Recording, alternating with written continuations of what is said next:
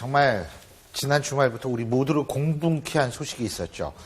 친아빠한테 끔찍하게 학대받은 11살짜리 여자아이가 사실 얼마나 배가 고프면 맨발로 2층에서 이 가스배관 타고 내려와가지고 그것을 저 슈퍼마켓 가가지고 네. 과자를 훔쳐먹다가 설명을 좀 해주시죠, 김 박사님. 이제 이게 이 아이가 아마 부천에 살고 있었던 모양입니다. 엄마 아빠하고 같이 살 때는. 근데 이제 얼마 전에 2013년경에 2학년 1학기까지 부천 쪽에서 학교를 다니다가 인천 연수구 쪽으로 이사를 갔는데요. 엄마 아빠가 이혼했죠. 이제 이혼한 상태에서.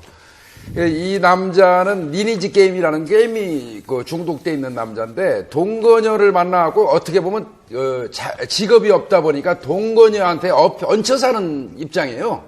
그 집에는 누구누구가 있었냐면 남편, 그 다음에 이제 아이, 그 다음에 동거녀, 그 다음에 동거녀에 또 친구가 하나 있었어요.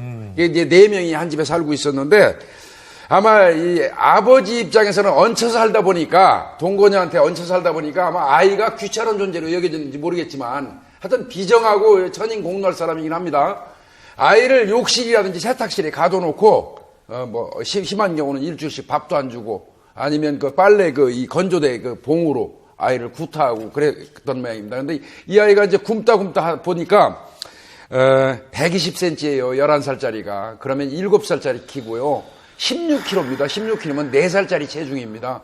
굶어가지고. 아이가 못 견디니까 2층에서 가스 배관을 타고 내려왔어요. 근데 그 당시에 아이는 늑골이 골절되어 있는 상태입니다. 근데 그게 골절된 상태에서 얼마나 배가 힘들었고 아팠겠어요. 그러면 예? 그러니까 이게 슈퍼에 들어가서 너무 이제 배가 고프다고 과자를 뜯는 걸 보면 과자 잘 못 뜯어요. 그리고 걷는 것도 이렇게 뚜벅뚜벅 걷는 것이 아니라 이렇게 노인들이 이렇게 절뚝절뚝 이렇게 힘들게 들어와서 과자를 쪼그리고 앉아서 잘 못 뜯고 그런 지금 정말 탈진해 있는 상태에서 가스 배관을 타고 내려왔다는 게 믿어지지가 않을 만큼 이 아이가 정말 마지막 생존을 하기 위해서 내려왔구나. 그렇죠. 라는 생각이 들 정도로 이렇게 힘들게 내려왔는데 정말 이런 소식이 2015년 연말에 들리다니 이게 정말 지금 대한민국이 맞는 것인지 정말 마음이 너무나 아픈 하루였습니다. 아니 아무리 이사를 갔다 그러지만 학교는 뭐 했느냐.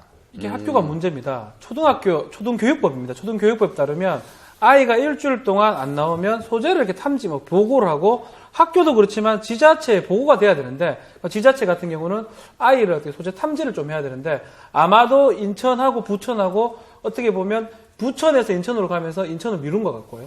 인천에서는 또 부천을 미루고 또 중간에는 이제 홈스쿨링을 하기 때문에 이렇게 하지만 그거를 확인을 좀 해봐야 됩니다. 홈스쿨링 한다 해가지고 홈스쿨링을 한다고 아버지가 그렇죠. 그런 얘기를 했다고 하지만 예. 그렇다고 하더라도 1년도 아니고 2년 동안 아이가 사라져버린 거거든요. 2013년부터. 그렇다면 인천이라든 부천이라든지 이걸 좀 조사를 해가지고 아이가 어디에 있는지를 좀 확인이 돼야 되는데 그냥 그거만 믿고 방치해 둔 게 아닌가. 요거는 좀 보면은 다른 부분은 있어요. 이 부천에 있는 학교 선생님 담임교사는 2번에 걸쳐서 찾아가기는 했습니다. 아이를 찾아보려고. 그리고 이제 일주일 간격으로 2번에 걸쳐서 엽서를 보냈는데 사실은 엽서를 보내가지고 확인하는 게 말이 안 돼요. 대다수의 82%가 되는 아이들이 친부모에 의해서 학대를 받고 있는데 그 집에 엽서를 보낸들 그게 무슨 의미가 있겠습니까? 그래도 하여튼 담임 선생님은 나름 노력은 했고요. 자기들이 2번 정도 엽서를 보내가지고 안 되니까 지자체에다가 이제 통보를 한 겁니다. 지자체에서도 찾아가 보니까 전출신고도 안 돼 있고, 전입신고 안 돼 있고, 그러니까 찾지 못한 사안인데, 차제 말이죠. 이런 경우는 애가 행방불명되거나 소재불명되면 경찰한테 반드시 수사 의뢰하는 이런 시스템을 구축해야 될 필요가 있다. 요번에 그런 걸 좀 느꼈습니다. 예. 근데 전 이건 모르겠어요. 지금 경찰이 발표한 바에 따르면 친부가 월일째 학대를 당했다. 이런 얘기를 하는 건데. 본인이 진짜라고 그렇게 믿으세요? 그러니까 친부가 어떤 사람이 이제 정신병이 있는 건지를 보다 보니까 이제 친부도 학대를 당했다라고 얘기하면 저는 그랬을 가능성은 상당히 있다라고는 봅니다. 왜냐하면 사실 폭력이라는 게 안타깝게도 그 세대 간 전이를 하거든요. 그렇기 때문에 안타깝게도 폭력을 받은 사람들이 어른이 되거나 학교에 가가지고 그 폭력을 되갚는 경우가 너무나 많이 되고 있고, 그건 이제 연구 결과가 워낙에 많으니까. 근데 이제 그럼에도 불구하고 그것이 진짜인지 아닌지 모르지만 이 아버지는 일단은 자기 합리화하면서 변명으로 사용을 하는 것이죠. 폭력을 당했어도 너무 좋은 가장이 되는 경우도 많고요. 아무리 폭력을 당했다고 해도 이 정도로 당했겠습니까? 자기 지금 잘 커가지고 몸도 좋고 게임하고 있고 이러는데, 그걸 갖다 자기 아이가 폭력을 당한 거에 나도 폭력을 당했기 때문에 이럴 수 있었다? 뭐 훈육이었다? 홈스쿨링을 하려고 그랬다? 사실 그 얘기를 들으면서 정말 거의 코미디처럼 느껴졌고요. 본인이 폭력을 당했을 가능성은 있다라고 보지만 그것은 지금 할 수 있는 변명은 아니라고 봅니다.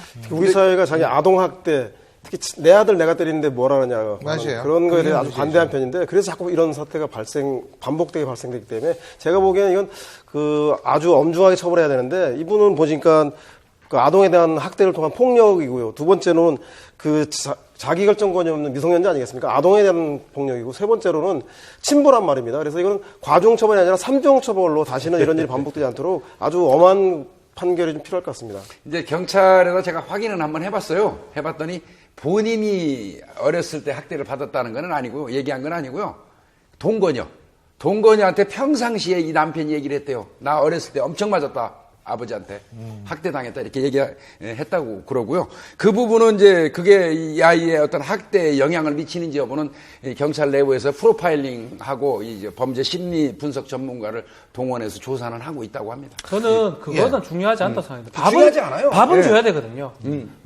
그냥 자기가 맞았다면 때릴 수는 있다고 가정하더라도 그것도 안 되지만 밥을 안 주는 거는 말이 안 돼요. 왜냐하면 정말 군대 가도 밥은 다 줍니다. 밥은 기본적이고 자기 자식이기 때문에 또 얘기를 하겠지만 개 밥은 주면서 아이 밥은 또 안 주는 그런 정황들이 있거든요. 그런 측면에 봤을 때 본인의 어떤 그 학대 정황이 맞다고 손 치더라도 예. 이거는 절대로 변명이 되거나 그렇죠. 이렇게 방어될 상황이 아니라고 저는 생각이 듭니다. 지금 개 얘기도 하셨습니다만, 제가 볼 때에는 이게 이 아버지가 지금 이 모양이니까 엄마라도 어떻게 찾아야 되는 거 아닌가 이런 생각도 지금 엄마는 들고요. 애가 3살 때 헤어졌다고 그러는데요. 네. 경찰에서 지금 다방면으로 찾고 있는데 예. 찾지 못하고 있습니다. 어쨌든 그 보도에 따르면 이 어린이가 그랬답니다.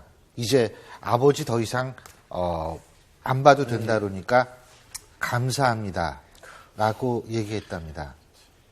아마 세상에서 가장 기가 막힌, 가장 슬픈 감사합니다의 소리가 아니었을까라는 생각이 듭니다.